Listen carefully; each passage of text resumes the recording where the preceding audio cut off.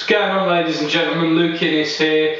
Today I'm going to be talking about one of my very favourite zombie movies, and it should be one of yours too if you're a zombie movie fan, and that's Peter Jackson's 1992 splatterfest Braindead, also known as Dead Alive.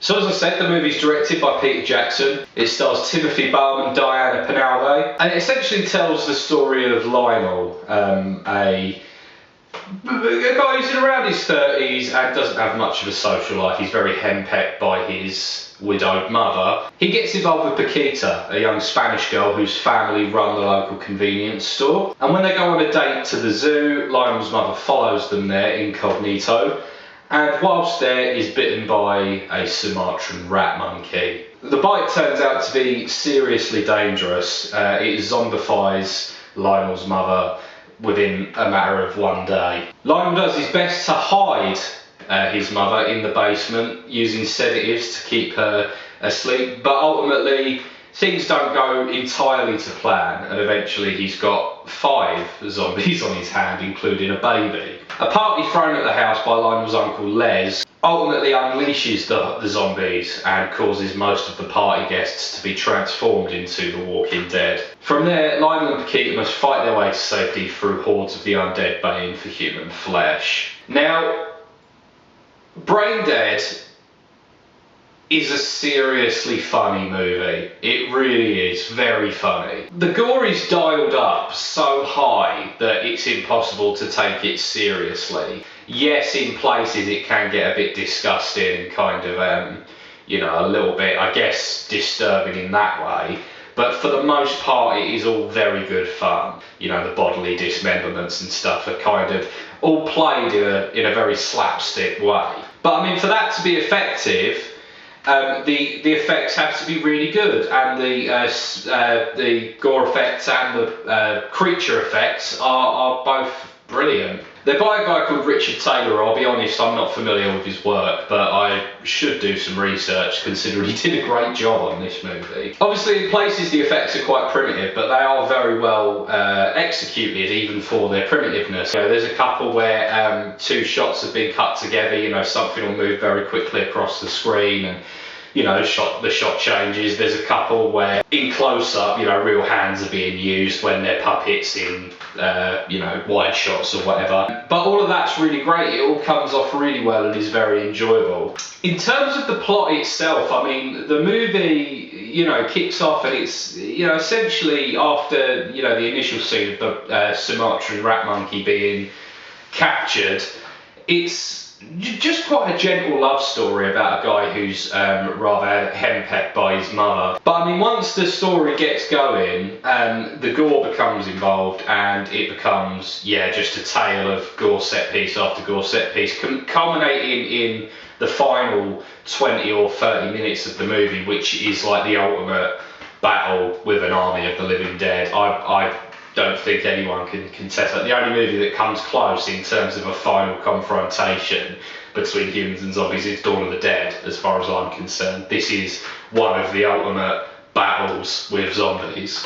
And I mean, after that, for that whole section of the film, it is just awesome special effects after awesome special effects. And in all that time, it manages to remain very slapstick and very funny as well, which is awesome. Like I say, I love that about this film. I really think the style of shooting that was employed on Braindead owes quite a lot to monster movies of the 1930s. Of course, Peter Jackson famously is a big King Kong fan, and there are King Kong references even this early in his career in this movie. And it's stuff like that that really indicates to me that his version of King Kong, which I really like, genuinely is a passion project. But like I say, the influence is definitely there in terms of the camera work and some of the choice of shots, you know, how people are presented on screen and kind of the angles that are chosen to show their faces for the first time and that sort of thing. And there's a couple of shots that are really, really cool. You know, there's a particular shot during the big final confrontation where there's half a head on the floor that Paquita kicks away towards the door,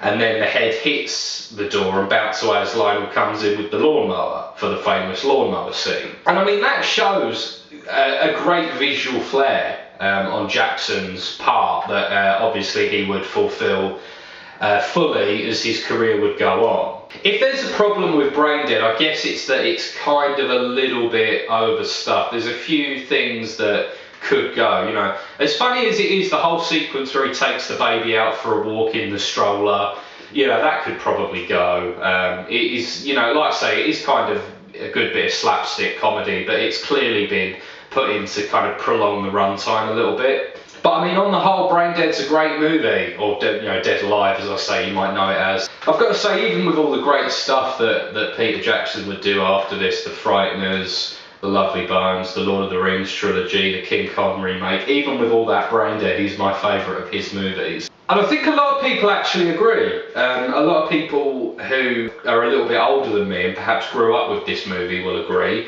And a lot of people a similar age to me who only discovered this movie after having seen the movies that I've just mentioned agree that this is kind of a perfect example of what it is. You know, this is a really, really great example of the horror comedy. Obviously, it's far from the first horror comedy zombie movie, but it's certainly an important one, and for my personal taste, I would say this is the best of the kind of zombie comedy movies. So overall, despite a couple of teething problems, I think Braindead's a pretty damn great movie, and I'm going to give it a 9 out of 10. Thank you very much for watching, ladies and gentlemen. My name's Luke Innes. I hope you've enjoyed this video. If you have, please do go down into the description and check out my podcast. It's called Ironcast. It's all about music. We cover all kinds of music. We have recently done an episode on horror movies, our favourite horror movies, so go and check that out if that sounds like your cup of tea. Other than that, thank you very much for watching. I'll see you again very soon.